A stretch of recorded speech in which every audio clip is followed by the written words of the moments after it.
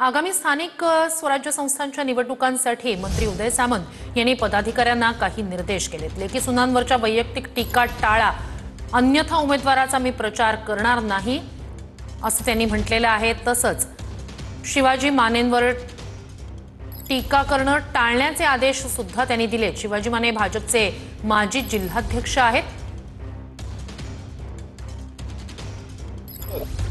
हा वैयक्तिक विरोधक नाही, त्याची देखील जबाबदारी आपण सगळ्यांनी मिळून स्वीकारली पाहिजे। आणि जर राजेश सावंतांच्या कन्याचं तिकीट फायनल झालं तर आपल्याकडनं पक्षाकडनं पक्षाच्या उमेदवारांकडनं एकही वाईट शब्द तिच्याबद्दल जाणार नाही, ही दक्षता सगळ्यांनीच घेतली पाहिजे।